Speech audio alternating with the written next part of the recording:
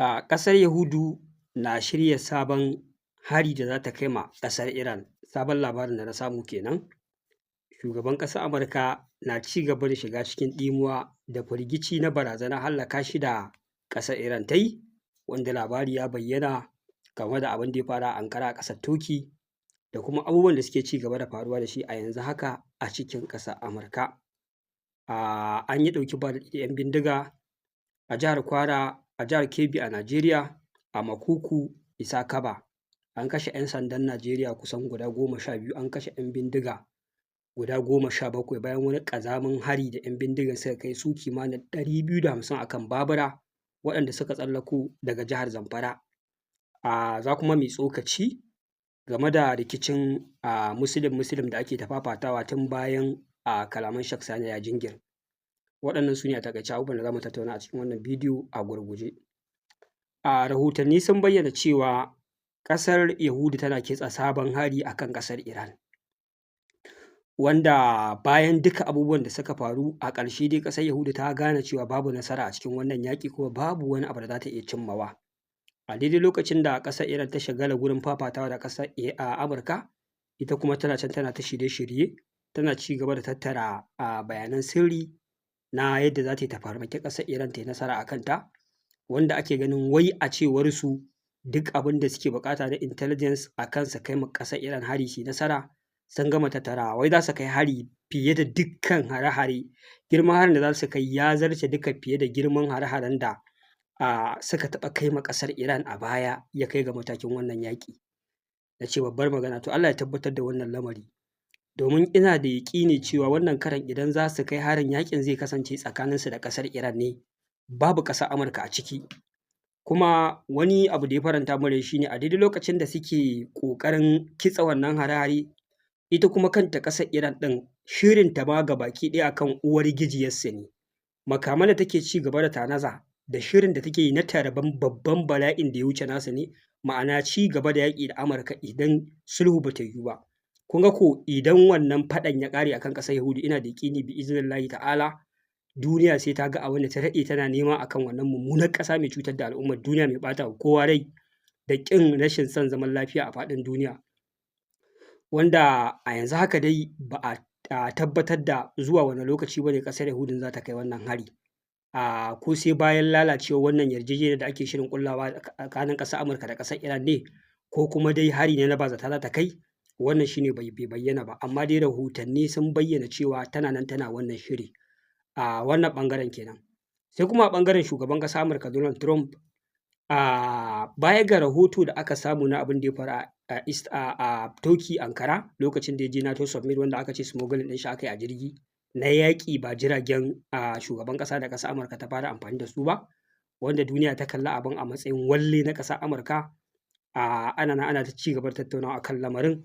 To ba iya nan ba, wanda aka bayyana cewa yanzu shugaban ƙasar Amurka a cikin ƙasar sama ta Amurka dukkan wani motsinsa yana kan kulawar jami'an tsaro fiye da biyo bayan barazanar nan tana ci gaba da aiki, kuma rahotanni suna nuna cewa fa akwai yiwuwar a kowane irin lokaci a kai masa farmaki. Yanzu lamarin ya kai ga hatta filin golf, idan shugaban ƙasar Amurka zai je buga golf sai an ɗauko air defense system an ajiye a kusa da wannan filin golf ɗin, wanda zai iya farmakan drones ko ƙananan missiles ko helicopters ko dai wasu abubuwa makamantan haka da za a iya cillowa a aika shugaban ƙasar Amurka Donald Trump lahira. Wanda ɗaya daga cikin embassy ɗin ƙasar Iran da ke Afirka suka bai da martani suka ce wannan hali da shugaban ƙasar Amurka Donald Trump ya tsinci kansa a ciki, a ƙaddara official ɗin ƙasar Iran ne suka tsinci kansa a wannan yanayi na tsoro da firgici, ta inda in za su je wani taro sai an zo an aje air defense system a gurin, to da yanzu duniya tana nan ta ɗauka shugaban ƙasar Amurka yana faɗin baƙaƙen maganganu, yana cewa mun ragargaza su, mun sa su cikin tsoro da firgici da ɗimuwa, suna yawo da makamin kare kansa ma a fili ba sa cikin natsuwa. Na ce tabbas wannan magana haka ne. Yau da mahukuntan ƙasar Iran ne lamarin ya kai ga wannan matakin, tsoron ya kai ga ko ina za a je sai an tafi da air defense system fa na tsoron farmaki. To me shugaban ƙasar Amurka zai yi? Kun san shi da baki. Dama ɗan hare-haren da suka kai ya fito yana ta kuri mun ragargaza su, mun lalata air defense system, mun kashe sojojin sama, mun lalata na ƙasa, mun lalata na ruwa. Yanzu ba su da komai ba. Haka fa ya dinga cika baki yana ta kuri yanzu gashi nan abubuwa sun gagara. To yanzu ga oga kwata-kwata wai shi ne ake yawo da air defense system a kusa da shi saboda tsoron harin ko ta kwana za a iya kai mai farmaki a hallaka shi. Na ce Allah mai iko kenan. Yau ƙasar Amurka ce ake irin wannan da ita da shugaban ƙasanta da wata ƙasa. To Allah ne ya kawo mu wannan lokaci sai mu ce Allah ya kyauta, Allah ya ci gaba da kare zalunci da azzalumai, Allah ya ci gaba da ba wa masu gaskiya nasara. Sai a taƙaice abin da ya faru a nan gida Najeriya, an ce 'yan ta'adda kusan kimanin 250 za su tsallako daga jihar Zamfara zuwa jihar Kebbi suka afka ma rundunar 'yan sandan Najeriya aka yi ɗauki ba daɗi, matuƙar ɗauki ba daɗi. Ɗauki ba daɗin da ya kai ga mutuwar 'yan sanda aƙalla kimanin 12, aka kuma hallaka su 'yan ta'addan guda 17. Wato lamarin rashin tsaro a wannan ƙasa tamu Najeriya sai dai mu ce Allah ya kyauta. Wato abin zai dinga ba wa al'umma mamaki da ta'ajibi. Yana ɗaya daga cikin abin da ya sa ba ni da interest sosai akan labarin abubuwan da suke faruwa a wannan ƙasa saboda abubuwan takaici ne da baƙin ciki. Ka rinƙa jin wai ɗan ɓarawo ɗan ta'adda yana yawo akan mashin 200, 300 daga jiha zuwa jiha. Ba za a rinƙa tracing ɗin dukkan wani motsinsa ba. Kai bai fa kamata a ce wai ɗan ta'adda ba ne ke kama jami'an tsaro hari ba. Kamata a ce farautarsa ake kamar yadda mafarauci yake farautar dabba a daji yana neman ta ya kama ta. Sai dai a ce in an je kama su a yi ɗauki ba daɗi da su, ba wai su rinƙa kama jami'an tsaro farmaki ba. Wannan abun yana matuƙar ban mamaki. Ya kamata a ce yaƙi da ɗan ta'addan nan neman sa ake ruwa a jallo ba za a huta ba ana neman shi yana gudun tsira. Amma yau a Najeriya 'yan ta'adda ne suke kama jami'an tsaro farmaki. Haka za ka ji an ce sun kai ma bariki kaza hari. Wanda kamata ya a ce 'yan ta'addan nan farautarsa ake yi har sai an ƙarar da su. Amma a ce yau 'yan ta'adda ne za ku ga wai su ne suke kai ma jami'an tsaro farmaki a sansani. Su ne suke tara hanya su yi ma jami'an tsaro kwanton ɓauna. Jama'a wannan lamari yana cike da ban mamaki da ban al'ajabi. Wanda wannan abu in dai a irin wannan tsarin ne maganar ya ƙare ai ba zai ƙare ba. Kuma wani abin takaici a duk duniya a nan ƙasan ne kaɗai nake jin labarin wanda ya fi kowa baƙin zalunci da ta'addanci kamar ɗan ƙungiyar ba boko.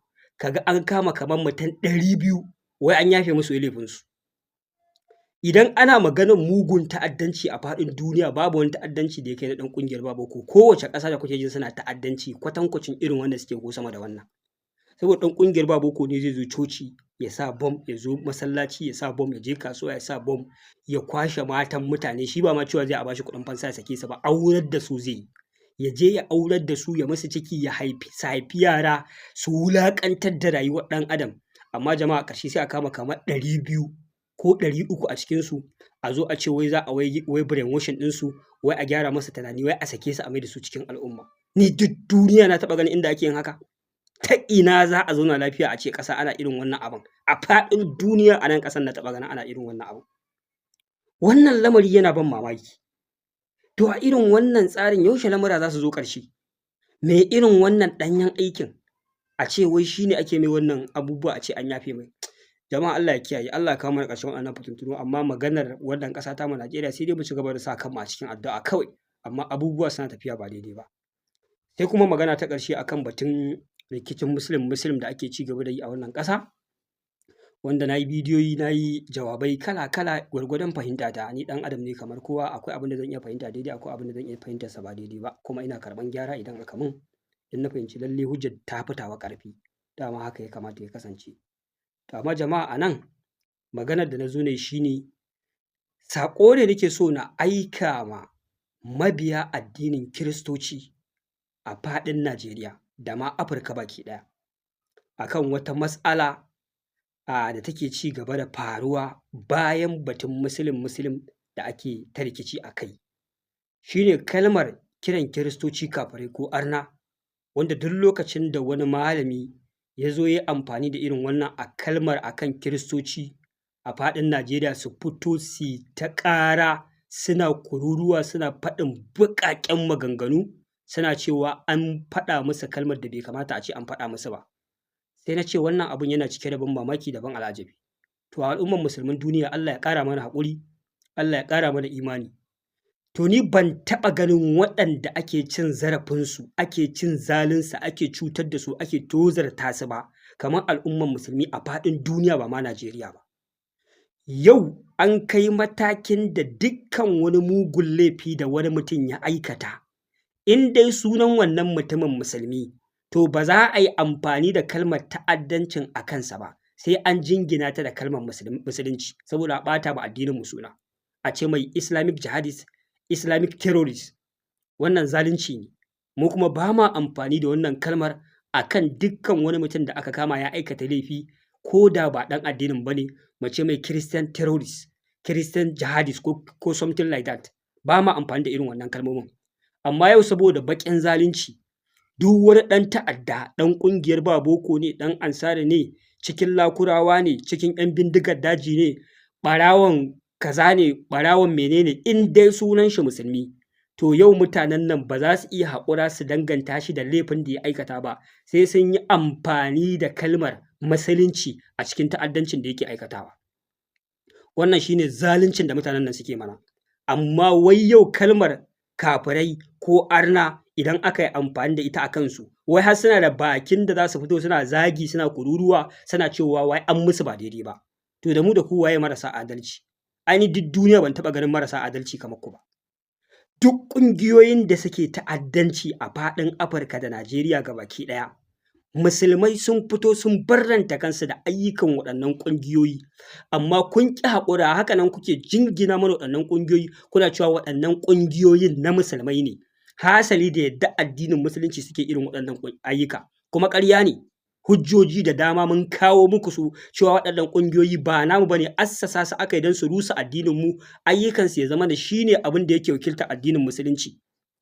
Nan ga ƙungiyar ba boko, ɗaya daga cikin 'yan majalisun ƙasar Amurka Scott Perry ya fito ya faɗi jerin ƙungiyoyin da ake ɗaukar nauyinsu daga ƙasar Amurka ta hanyar amfani da ƙungiyar USAID, har da ƙungiyar ba boko a ciki. Me ya kai ga a ce ƙungiyar ba boko, ƙungiya daga ƙasar Amurka tana bulbulo mata kuɗi? Me ya haɗa wannan ƙungiyar da ƙasar Amurka? Ba musulmai suke wakilta ba, ba musulunci ba ne. Waɗannan ƙungiyoyin an ƙirƙire su ne don ɓata image ɗin musulunci a faɗin duniya. Su rinƙa kabbara, suna kiran sunan Allah, suna kashe musulmai, suna kashe waɗanda ba musulmai, suna cewa musulunci suke ƙoƙarin ɗabbaƙawa. Kuma bayan addinin musulunci ba haka ya koyar ba. Saboda haka mun riga mun san tushen waɗannan ƙungiyoyi, an assasa su ne don a ɓata ma addinin musulunci suna, don a ƙyamaci addinin musulunci duk inda musulmi yake a faɗin duniya a rinƙa kiran shi da 'yan ta'adda. A 'yan kwanakin nan wani irin ɗauki ba daɗi ne ba ya Afirka ba, a ƙoƙarin kifar da gwamnatocin wasu ƙasashe da suka juya ma turawan Faransa baya, Nijar, Mali, Burkina Faso, gabaki ɗaya waɗannan ƙasashen sun juya ma ƙasar Faransa baya.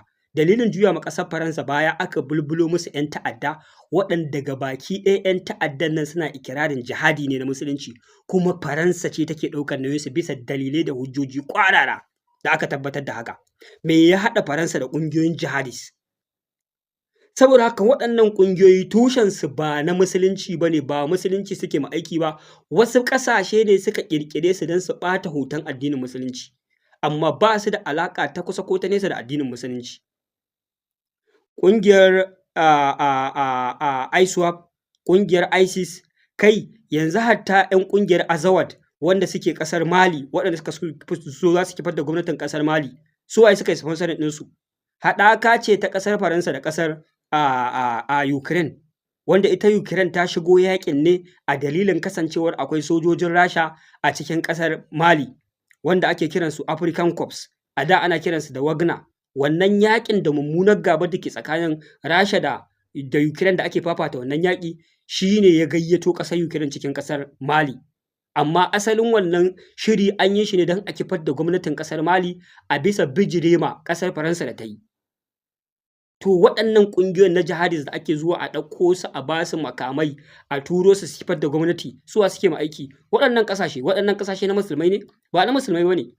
Saboda haka babu wata ƙungiya ta musulunci da take ikirarin jihadi wai musulunci take so ta ɗabbaka. Ƙarya ne. Ƙungiyoyi ne ake amfani da su don a ɓata ma addinin musulunci suna, don a tarwatsa ƙasashe kuma a shiga a kwashi albarkatun arzikin waɗannan ƙasashe. Amma sai su rinƙa kiran sunan Allah, suna kashe mutane, suna bidiyoyi suna watsawa don a ce wannan shine siffa ta musulmai, kuma ƙarya ce. Amma haka musulmai suke haƙuri, sun zo sun yi bayanin duniya, sun barranta kansu da waɗannan ƙungiyoyi, amma da wani abu ya faru za ku ce Islamic jihadist, Islamic terrorist. yanzu mutum ƙwaya ɗaya za a kama ya aikata wani laifi maimakon a tuhume shi da laifin da ya aikata sai a ce wannan laifin ai musulunci ne ya koyar da shi saboda baƙin zalunci da son zuciya kuma haka nan muke haƙuri da ku amma saboda an yi amfani da kalmar kafarai ko arna sai ka ga mutum wai ya fito yana kumfar baki yana faɗin baƙaƙen maganganu wai akan me za a kira shi wai arne ko kafiri to ya kai kalmar ka kira mutum ɗan ta'adda ba kwa kira mu 'yan ta'adda ba addinin mu kuke jingina da addinin ta'addanci ba bayan ta'addancin bai da alaka ta kusa ko ta nesa da addinin mu ba wannan ita ce gaskiyar da ba kwa so a faɗa muku kuma sai an faɗa muku kuma kalmar kafarai ko arna a bakin bahaushe ko a bakin musulmi so tari ba tana nufi akan specific ma mabiyin addinin kirista ba ne kawai ta zama kalma ruwan dare da musulmi yake amfani da ita akan dukkan wani mutum da ya saba ma koyarwar addinin musulunci yau atheist musulmi zai iya kiran shi da arne ba ma guje musulmi zai iya kiran shi da arne kai ko ma dai wani irin addini kake wanda bai da alaka da addinin musulunci kawai kalma ce da Hausawa ko kuma ce musulmi suke amfani da ita ta arna ko kafiri yau ko musulmin ne kafirce ma Allah kawai zaka iya jin Bahaushe ko musulmi ya kira shi da kafiri saboda haka wannan kalmar ba wai ana specific dan a destroy dan addinin bane ko a jingina ta ga zallar kiristocin Najeriya su ake ce ma arna ko kafirai a'a wannan kalmar ta zama kalma ce kawai da ake amfani da ita da ta zama gama gari a bakin musulmi akan waɗanda ba mabiya addinin musulunci ba amma ba dan ai targeted din kiristocin Najeriya a rinka ce musu kafirai ko arna ba idan ku na ɓaci ana kiran ku da wannan kalmar ku daina jingina ma al'umman musulmi ta'addanci mu ba 'yan ta'adda bane kuma dukkan hujjoji mun kawo su da ƙwararan dalilai da suke nuna cewa mafi akasarin ƙungiyoyin da aka tanada a faɗin duniya suke ayyukan ta'addanci suna ƙunar baƙin wake suna karkashe mutane billahi lazi ba su da alaƙa ta kusa ko ta nesa da addinin musulunci hujjoji da dama sun bayyana wannan shine a takaice jama'a anan zan dakata wassalamu alaikum warahmatullahi